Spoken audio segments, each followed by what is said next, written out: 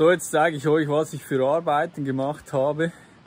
Und zwar, ich hatte ja das Problem mit der Bremse, dass das dauernd gerüttelt hat. Ich zeige euch das schnell. Ich habe das mal simuliert, wie das Bremspedal geflattert hat und der ganze Wagen extrem vibriert hat.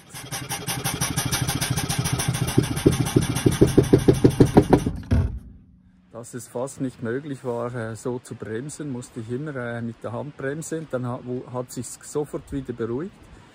Jetzt bin ich dem endlich mal auf die Schliche gekommen. Nachdem ich das im Stand simulieren konnte, war mir klar, es muss von der Druckluftseite kommen.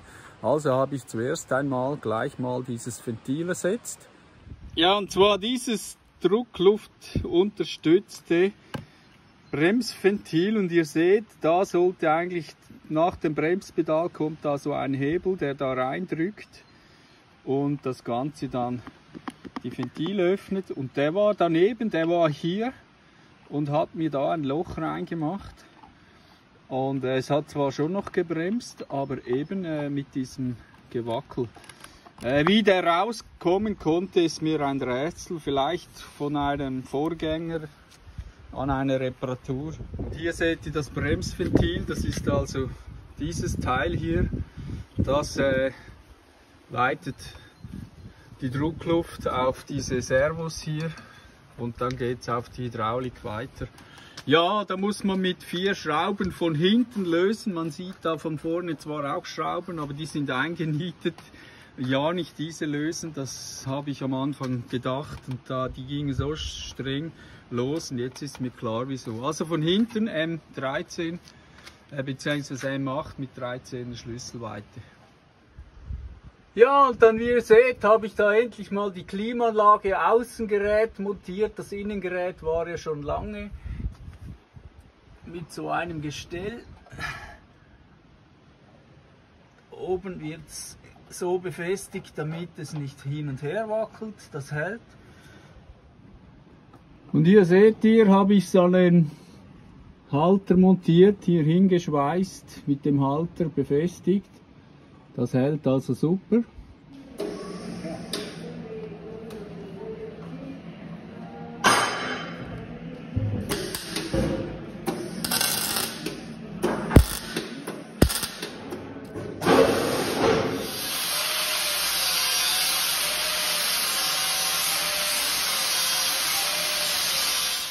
Und hier noch eine Schutzabdeckung, also so ein Gitter, leichtmaschiges, damit das geschützt ist. Ja, und dann das Innengerät, das ist hier unten. Schön integriert. Jetzt stelle ich das mal an. Zwar hier mit der Fernbedienung.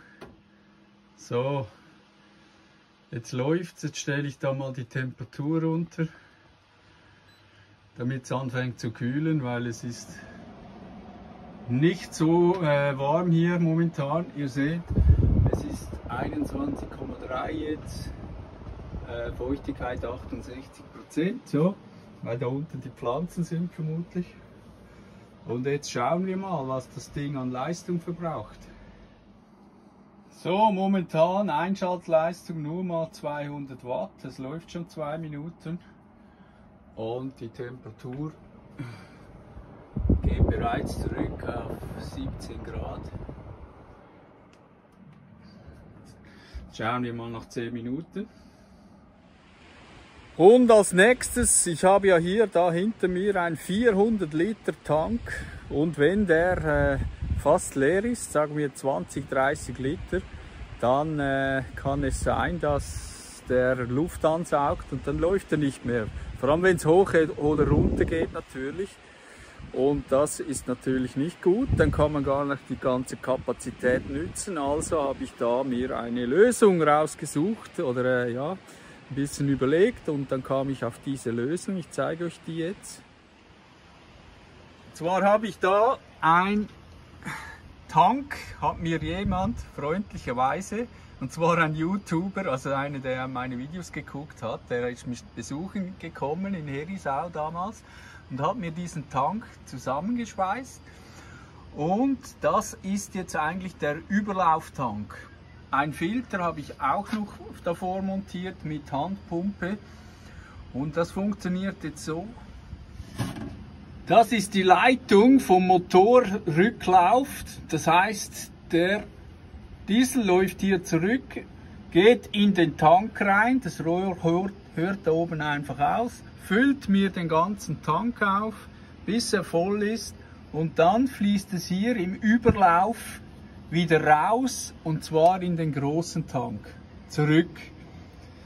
Das heißt, der wird immer gefüllt, und wenn ich dann den mal brauchen sollte, dann kommt hier der Diesel raus, das Rohr geht dann bis ganz runter, dann wird es hier angesaugt, und zwar über ein Ventil kann ich das umschalten. So, hier seht ihr das Ventil. Mit diesem Ventil, das ist ein Dreiwegventil, kann ich es von einem Tank, den Vorlauf, zum anderen Tank einfach umschalten, und dann nimmt es entweder aus dem großen raus oder aus dem kleinen. Der ist natürlich immer auf dem großen, aber wenn es dann mal hochgeht und ich leer sein sollte, wird da umgeschaltet. Ja, und umgeschaltet wird er hier, der untere Schalter, der ist dann, um den Tank, den Reservetank zuzuschalten. Ich muss ihn noch anschreiben, der obere ist ja dann für das Abwasser, das ich auch von hier bedienen kann. Und der untere funktioniert aber nur mit Zündungsplus, das heißt 15, weil wenn der nämlich eingeschaltet bleibt, dann zieht da das Magnetventil immer an und das verbraucht sicher Strom. Ja, feine Sache, vor allem wenn man irgendwo einen Pass hochfährt, man ist da am Schluss des Diesel oder auch Dünen fährt und so, dass er da nicht ins Stocken gerät, wenn der Tank fast leer ist. Das funktioniert jetzt also super. So, und jetzt, der Tank selber hat etwa 10 Liter Fassungsvermögen, das reicht also eigentlich auf jeden Berg hochzukommen. Und wenn man dann oben ist, schaltet man wieder um und dann füllt es den sofort wieder auf.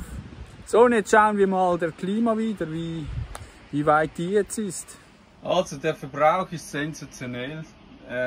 Ich habe eigentlich eine 500 Watt Klima gekauft, die zweitkleinste.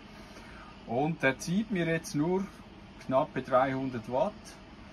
Und man muss bedenken, der Kühlschrank läuft auch noch, also es wird noch weniger sein. Aber es ist auch nicht allzu heiß, deswegen reguliert der hat einen Inverter drin, das heißt, er reguliert den Kompressor. Aber ihr seht, es kühlt also, es ist jetzt 10,7 Grad da vorne, natürlich im Raum nicht, aber ich merke es bereits, es ist kühl. Ja, aber damit dann die Luft rausgeht, die kalte Luft, die kommt jetzt so zu mir raus. Aber wenn ich jetzt heizen tue, dann geht die Luft da unten, habe ich einen Schlitz gemacht, geht die nach unten weg, weil Wärme steigt ja. Beim Heizen braucht es ein bisschen mehr Strom, aber es funktioniert also super. Hier noch eine Gesamtübersicht über alle Tanks, Frischwasser, Schwarzwasser. Die Batterie, dann die 2 Wechselrichter, einer hat sich bereits, einer habe ich, da ist kein Verbrauch dran, dann ein Solarleger sieht man, der zweite ist weiter unten. Ja, und für alle, die jetzt Bedenken haben und sich fragen, kann das überhaupt funktionieren, geht er nicht kaputt vom Staub, vom Dreck, vom Wasser und so weiter. Da sage ich immer, man muss bedenken, auch Autos haben Klimaanlagen, die haben vorne auch so Verdampfer, nennt man die, und da kommt auch Dreck rein und so weiter. Das macht denen überhaupt nichts. Übrigens habe ich vor 2,5 Jahren mal in Tunesien beim letzten Fahrzeug schon eine eingebaut, und dann bin ich mit denen durch Rüttelpisten und ja, alles Mögliche habe ich denen durchgejagt, aber die läuft bis heute noch. Das war nicht so eine gute wie diese, aber die läuft und tut ihre Dienste heute noch und kühlt, und es gab noch nie ein Problem damit. Also, es funktioniert, und wenn nicht, dann ist ja alles schon installiert. Da kann man ein Gerät ersetzen, das Außengerät zum Beispiel, weil die ganze Klima, die kostet ja nur etwa 600 € jetzt, diese modernere, ist eine Toshiba, und da kann man nicht viel Geld verlieren. wenn man eine Wohnmobilklima kauft, dann ist die sehr ineffizient, verbraucht über 1000 Watt, 1500 und kühlt auch nie so gut. Und ja, also kann man, glaube ich, nicht viel falsch machen. So, jetzt habe ich noch auf den Heizbetrieb umgestellt. Hier seht ihr, der Verbrauch ist da ein bisschen höher, damit ihr auch seht, dass es heizt. Da kommt richtig warme Luft raus und das meiste bläst hier auf die Blumen unten raus. Es ist bereits schon warm hier drin. Jetzt kann ich da noch den High Power einstellen. Mal gucken. Sich das verändert? Ne, der ist schon auf voller Leistung. Also ihr seht, der verbraucht nicht viel. Mit dem heize ich eigentlich dann auch, also vor allem in der Übergangszeit. So, und jetzt hören wir noch, ob das Lärm macht. Wenn ich hier stehe, hört man eigentlich nichts. Gehen wir mal runter. Jetzt hört man es ein bisschen. Und da kommt jetzt natürlich kühle Luft raus.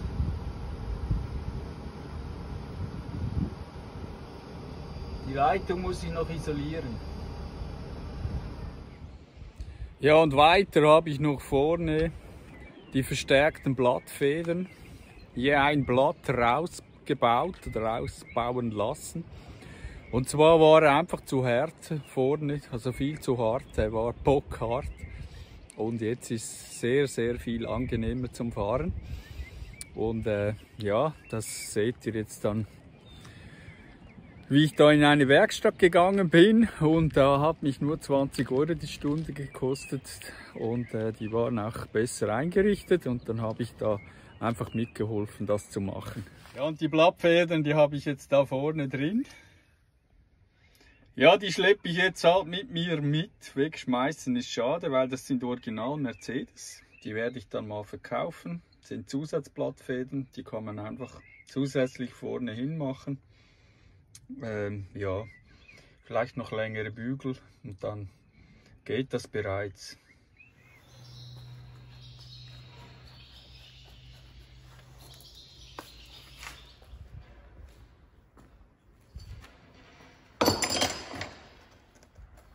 Was machst du da? Strugar. Strugar.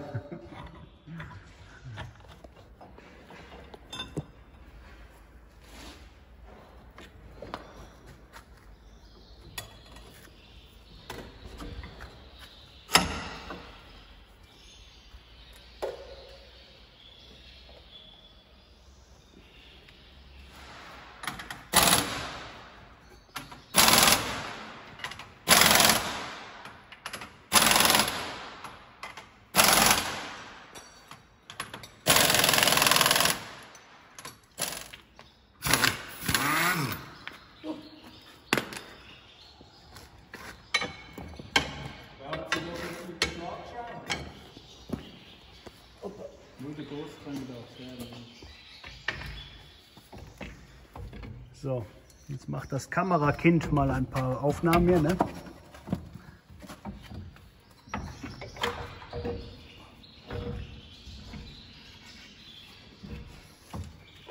Okay. Okay. Scheibe. Gurke. Boot. Ja. So.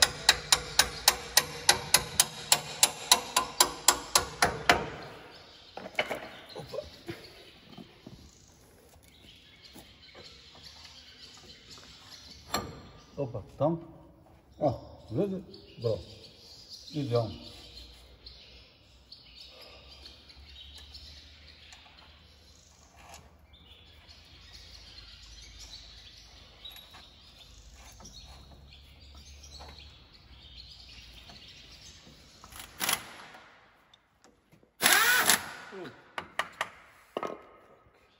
Tok.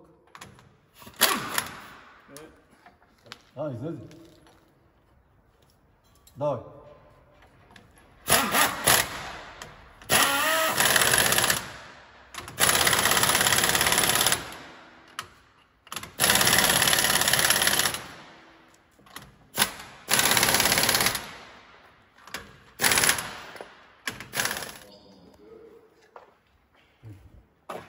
Tuque, queres tuque.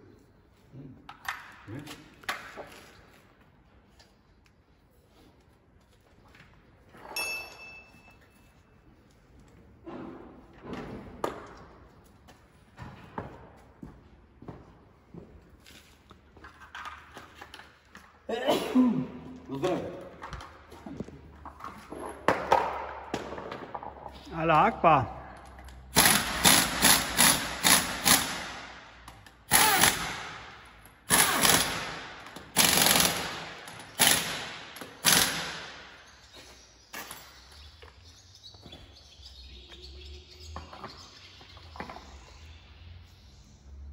Scheiße.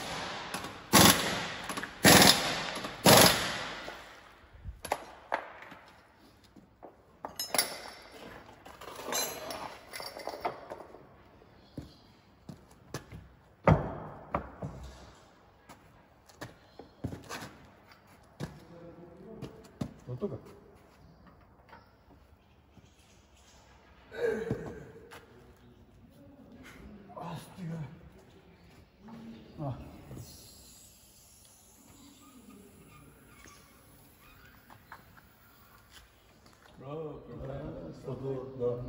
Está certo dingin? Nee. Gar nicht so weit, ne? Nee.